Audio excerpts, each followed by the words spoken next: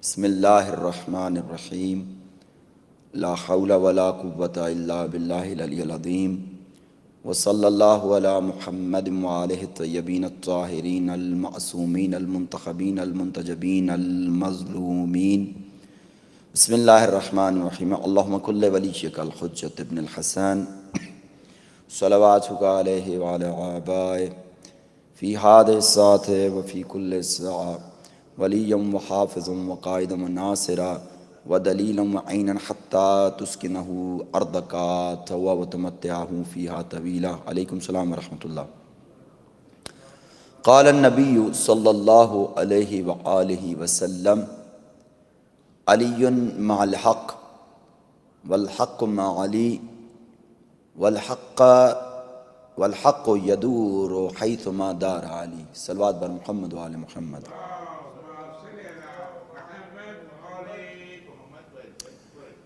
Brothers and sisters, Alhamdulillah, we are grateful to Allah subhanahu wa ta'ala who gave us this great opportunity that we can all sit together and think about this great religion of Islam. We've been talking Amirul Mu'mineen alayhi salam as the role model. Obviously, after the Holy Prophet, that's in the Quran, Allah subhanahu wa ta'ala says, لَقَدْ كَانَ لَكُمْ فِي رَسُولِ اللَّهِ أُسْوَةٌ حَسَنَةٌ. That indeed, in the life of the Holy Prophet, you have a role model. Once the Holy Prophet, after completion of the message for 23 years, then it comes to the successors of the Holy Prophet, and the very first of them is Maulana Ali alayhi salatu wasalam, and the last is Imam Al-Mahdi, who is the Imam of our time. Imam's life is divided into 5 stages. I keep reminding these stages because these are very important points. The first stage is the first 10 years of Imam Ali's life, from his birth up to the announcement of the prophethood of the Holy Prophet. Second stage is for 13 years from the prophethood up to migration to Medina. The third one is from the migration into Medina up to the demise of the Holy Prophet on 28th of Safar, 11th after Hijrah. Then from 28th Safar, 11th after Hijrah till 35th after Hijrah, 18th of Zil-Hijjah, when Amirul Mu'mineen become the Caliph. In between there are 25 years when 3 of the Caliph, Abu Bakr ibn Abi Quhafa, Umar ibn Khattab and Usman ibn Affan, they were the Caliph of Islam. So for 25 years Amirul Mu'mineen, he was there, but we do not see Amirul Mu'mineen accepting any big post in Islam. Or there are so many wars being fought in the time of those 3 caliphs. Straight away after Abu Bakr ibn Abi Quhafa became the caliph, the very first big war was fought against Mana'in Zakat. The people, they were not paying Zakat. The second was against the false prophethood. There were 3 people altogether. 2 of them were male and 1 female. They claimed to be the false prophet after the prophet. And then we see, because the time of the first caliph was very short, just over 2 years, 2 years and few months. After his death, when it comes to Umar ibn Khattab, his time was almost 10 years, less than 10 years, 9 years and few months, but almost 10 years. In his time, some of the big battle took place, one against the Iranian of that time, and then towards Jerusalem, and against the Istanbul side, and few of the places like this. Then in the time of the 3rd caliph, we see that the 3rd caliph, when he came into power, he focused mainly towards the African continent. Even though Amirul Mu'mineen, when the Holy Prophet left the world, he was a 33 years old young man. He was with such a prime lifetime. And if we look through the materialistic point of view, such a power in youth, and at the same time, he had a lot of experience as well, because he fought 80 plus wars under the supervision of the Holy Prophet. So he is a complete soldier and complete manager, complete politician. But when we say politician, not politics of today's. Politician means who has the natural abilities to manage the affairs of the humanity, not humanity only, but bit further, to look after the whole creation of Allah subhanahu wa ta'ala.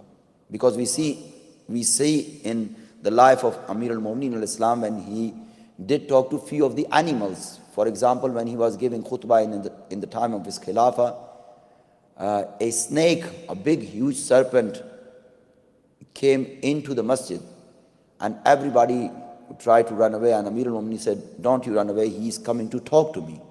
If you go to Masjid-e-Kufa, there is a door which is called Babu Thoban. Thoban means is a huge snake. It used to be Babu Thoban, then they turned into Babul Fil. Then they changed the name in different eras, but still there is a door called Babu Thoban. And that is because one of a snake, when the snake came, it was so huge, the people were so scared, but Amir al-Mu'mineen said, just give the snake the way and don't say anything, let him come. The snake came to Amir al-Mu'mineen al-Islam, and in its sound, made some sounds, and Amir al-Mu'mineen replied in the same sounds. So later on, when Amir al-Mu'mineen was asked that, what was that?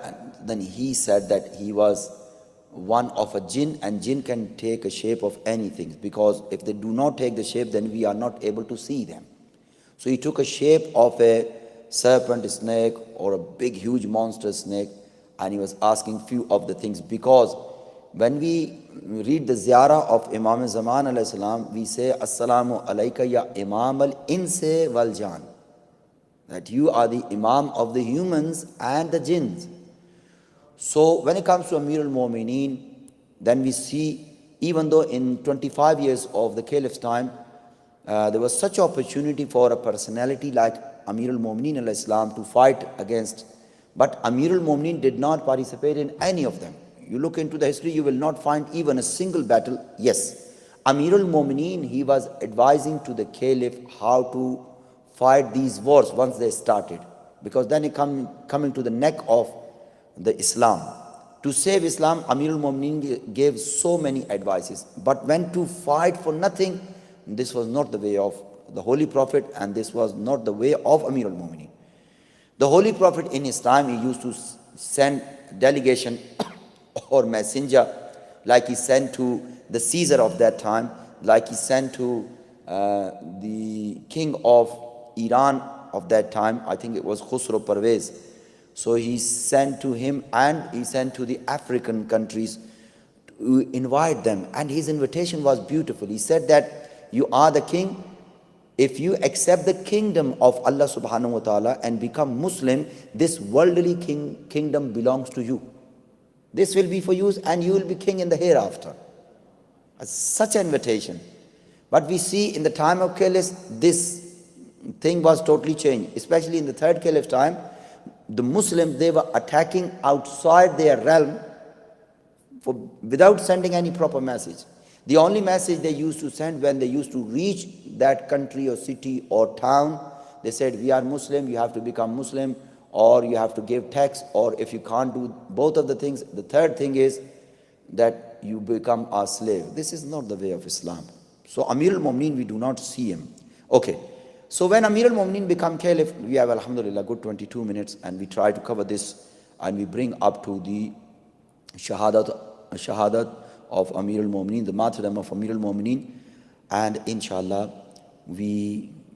tomorrow we bring some of the advices of Amir al-Mu'mineen, inshallah, with the will of Allah subhanahu wa ta'ala. If you remember that Amir al-Mu'mineen had an army which was about 110,000 in the Battle of Siffin. But when the Quran was taken on the spear, so many people, they become against Imam Ali alayhi salam. But after the tahkim, that there was an arbitrator from this side and one from the other side, and after the arbitration it didn't go well. So many people, they understood how they've been deceived by Muawiyah ibn Abi Sufyan and Amr ibn As. So they came back to Imam Ali alayhi salam. But a group of 8 to 10,000 people, they become against Imam Ali, and at the same time they become against Muawiyah as well. They said these two people, they're creating problem, and because of these two people, the Muslim getting killed. So they made another group in the history which is called Kharijin or Maraqeen. So they become a separate entity. And if you remember, I gave you one incident when they killed one of the son of a companion of the Holy Prophet. Khabab ibn Arth was the companion of the Holy Prophet, and then his son Abdullah ibn Khabab, in his wedding, a necklace given by Hazrat Fatima to Zahra Salamullah alaiha. He was traveling with his wife, pregnant wife, with 7-8 month pregnant wife, but he was stopped by the Kharijin and he was killed, and his daughter and son was killed as well. Alaikum salam wa rahmatullah. The big personality, I just want to talk about one personality of the Maraqeen or Kharijin, but their big names are Harqas bin Zubair Tamimi. Now, Shurayh ibn Isa, Abdullah ibn Shajara, Hamza ibn Sanan, and Abdullah ibn Wahab. They were the 6 people.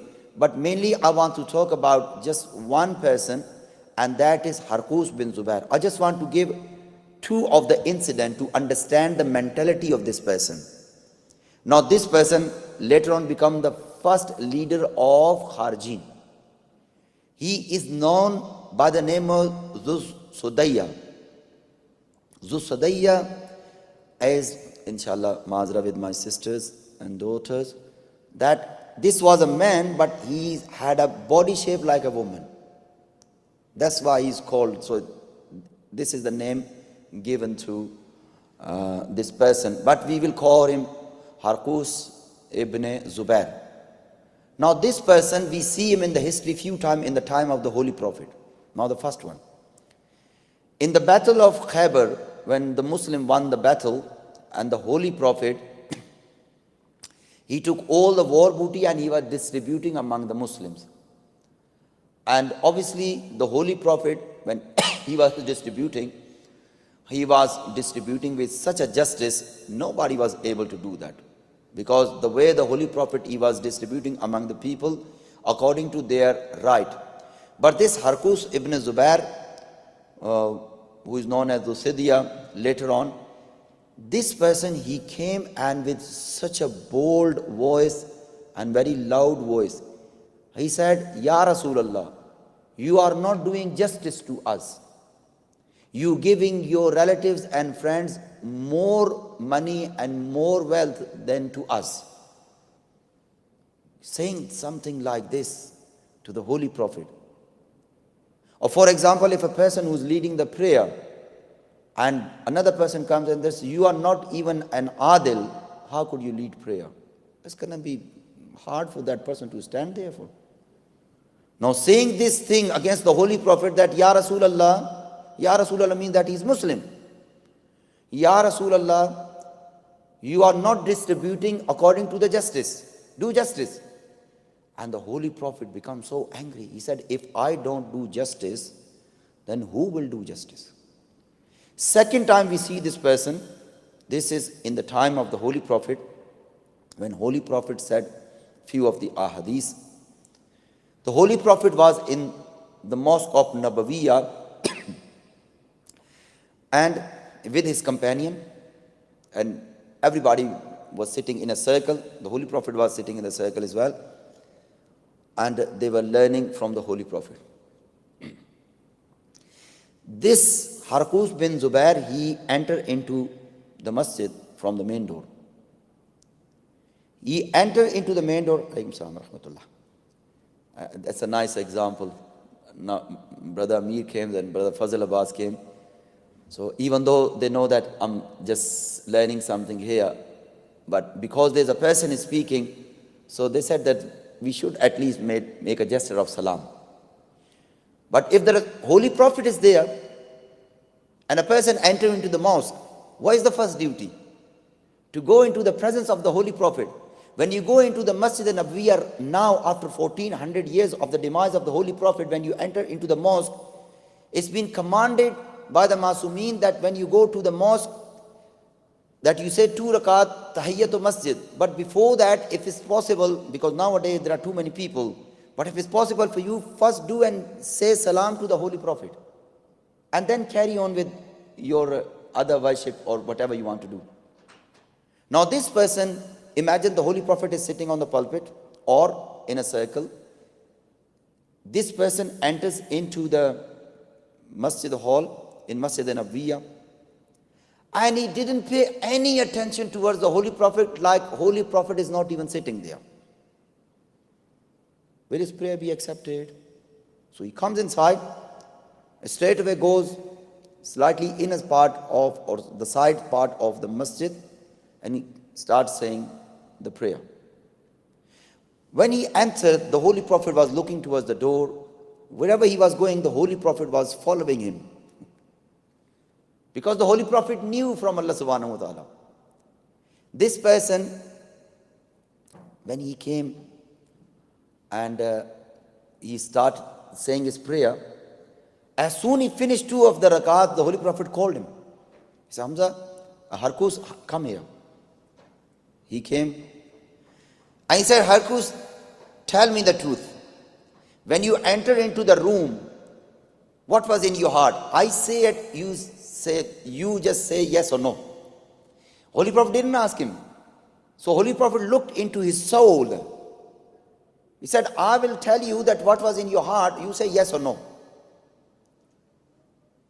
So he went quiet. The Holy Prophet said that when you entered, you put your first foot into the mosque, you looked at me and you looked at my companion. And it come into your heart that these people are nothing and no one is better than me. You thought for yourself. And instead of becoming embarrassed, he said, yes, I thought like this. And the Holy Prophet didn't say anything. He quickly left the mosque and he ran away. Now, Agajan, please listen to this incident. When Harkus, he probably had the sixth sense, told him that something harsh coming towards him. Because this is someone who's not challenging Muhammad ibn Abdullah sallallahu alayhi wa sallam. This is, Allahumma salli ala Muhammad. This is someone who is basically going to challenge the Prophet and messengership of the Holy Prophet. So this person is challenging Allah subhanahu wa ta'ala. So the tongue which never moves without the permission of Wama yantiku anil hawa in huwa illa wahyu yuha. This tongue suddenly spoke and said, is anyone among you? Go and follow this person, and wherever you find this person, kill him, take his head off. First Caliph Abu Bakr ibn Abi Quhafa, and this is from the Sunni books. So no one say this is only Shia, they always come out with something amazing. So Abu Bakr ibn Abi Quhafa, he stood up. He stood up and he said, Ya Rasulullah, I will do it. He went, and after some time, he came back. And the Holy Prophet said, did you kill him? And he said, Ya Rasulullah, I saw him while he was praying.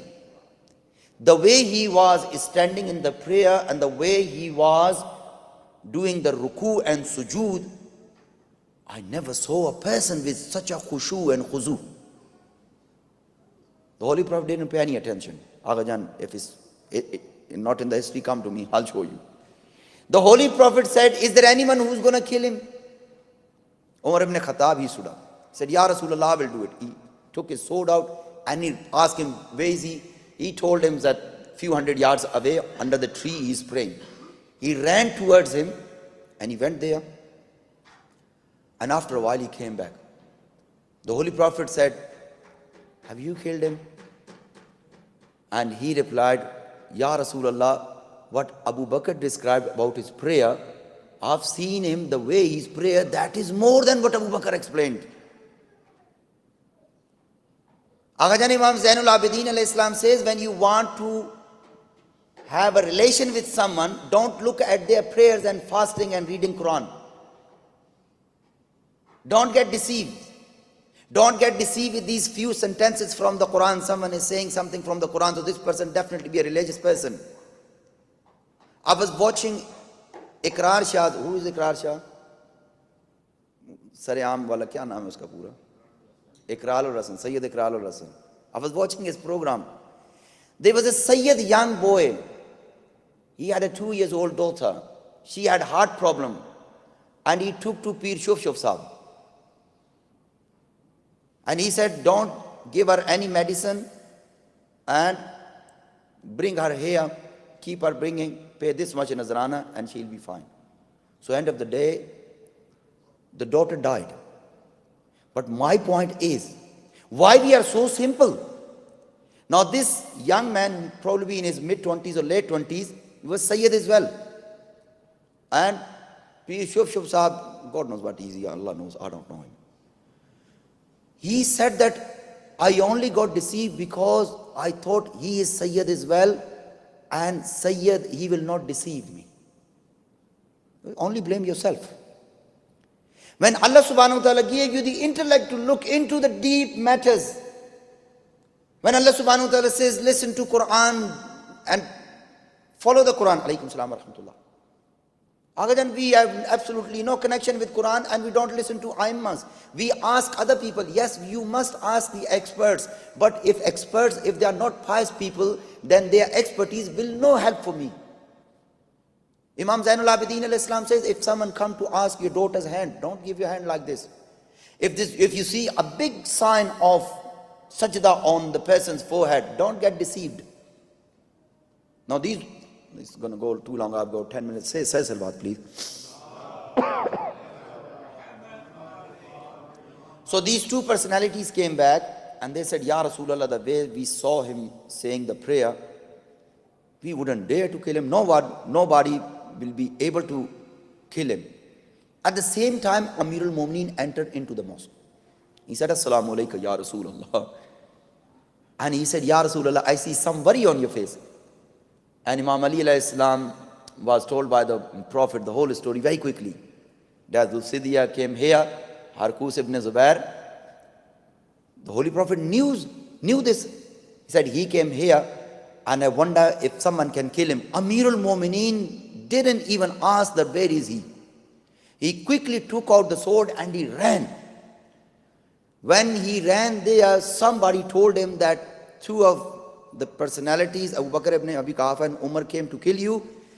They couldn't, but now the person is coming, he wouldn't spare you.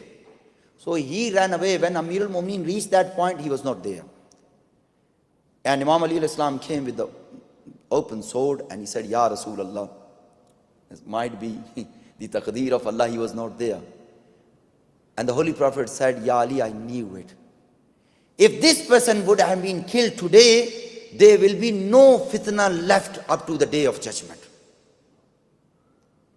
When they took out those Quran's copies on the spears, the person who came to Imam Ali alayhi salam and he gathered more than 40,000 people against Imam Ali alayhi salam, this is Harkus ibn Zubair, Dhul Sidiyah.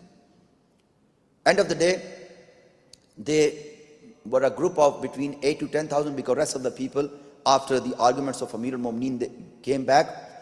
And these people, they left Imam Ali alayhi salam and they went next to a place which is called a place of canals. There were so many canals there. So that's why this place is called Nahrawan. So this battle is called Battle of Nahrawan. So Battle of Jamal, Battle of Siffin, Battle of Nahrawan. So they came, the Muslim came here, and when Amir al-Mu'mineen, because Amir al-Mu'mineen, he set up the army to do the final encounter of Siffin against Syria. While they were going there, these Kharijin, they create such a problem in the outskirts of Kufa and other places. They killed so many innocent people. They polluted so many innocent people. So Imam Ali alayhi salam, when he was going towards Syria, Sham, he stopped there. He said, we need to finish this fitna within the house before we go outside. So instead of going there, Amir al-Mu'mineen turned towards Nahrawan.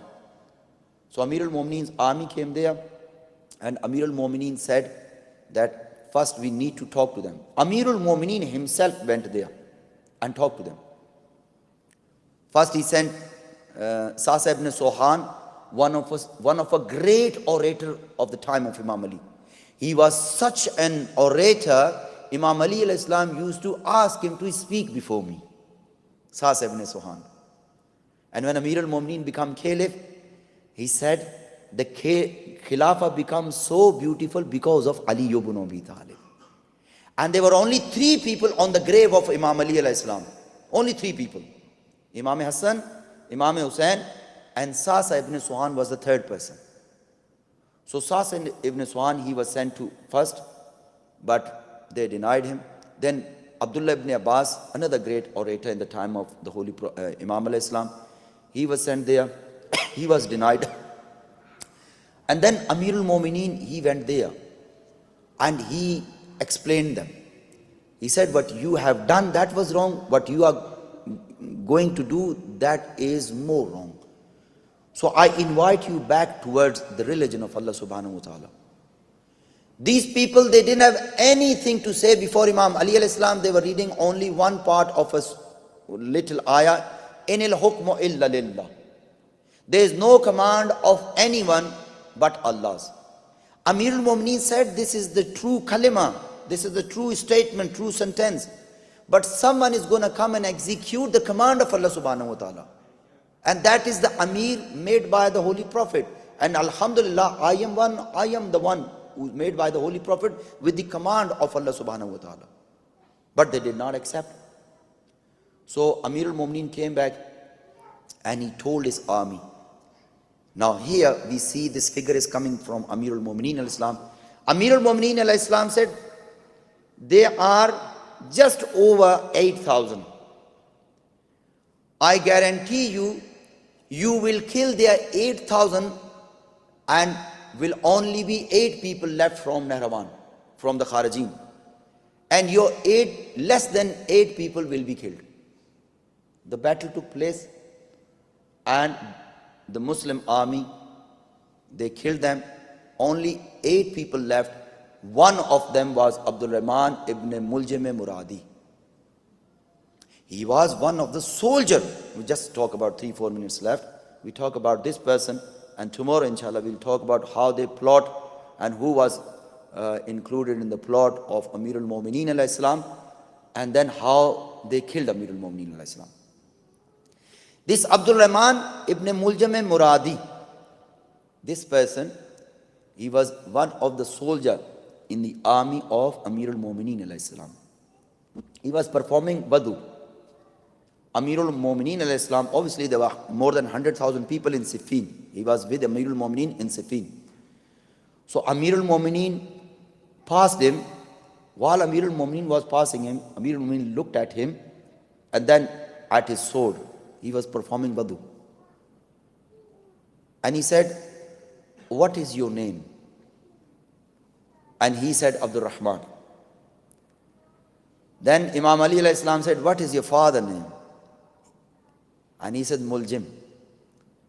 And he said, you are from tribe of Muradi. He said, yes, Ya Ali. He said, yes, Ya Ali. Amir al-Mu'mineen al-Islam looked at the sword and he said, this is the sword, these are the hands. And he asked, Ya Ali, what is the meaning of that? Imam Ali alayhi salam said that these are the hands and this is a sword and this is the head. You will strike into my head. This Abdul Rahman ibn Muljim starts shivering. He's one of a soldier in the army of Amir al-Mu'mineen al-Islam. He starts shivering. He stood up. With his shivering hand, he gave the sword to Amir al-Mu'mineen al-Islam. Said, Ya Ali, just finish me off right now with my own sword. And Amir al-Mu'mineen had a great smile on his face. He said, the crime hasn't been committed yet. You cannot be punished for that. Now you bring a politician or a king or prime minister or president from the worldly affairs. And if they have just a doubt that such and such person could be dangerous to me, what they're going to do? We are talking about the seerah, Amirul Mu'mineen as a role model. Amirul Mu'mineen didn't say anything to him. And Amirul Mu'mineen passed. Again, we have to look into these great personalities. End of the day, I'll just give one thing, inshallah, for your Ashane Aliyah ke liye, inshallah ta'ala. I'll just say a few things. So you think about these things. We have one of the practice in Islam which is called taqiyya. Or taqiyya, some people they say this. Taqiyya. Taqiyya means that there is iman in your heart, but through your tongue you express something against Islam. But the truth is in your heart. And this is something which is, Imam Sadiq says, it is the religion of my forefathers. You can do taqiyya for anything and everything, but you can't do taqiyya for two things. Number one, if someone give you alcohol or sharab or khamr and say drink it, and you say because of taqiyya I can lose my life, or I drink this instead of losing my life. Here Imam Sadiq says, you do not drink. If your life goes, life goes. The second thing is someone put you on the gunpoint, nauzubillah, and say you kill such and such person. In that case, Imam Sadiq al-Islam says that you give your own life but do not take anybody's life. Wa akhiru dawana alhamdulillahi rabbil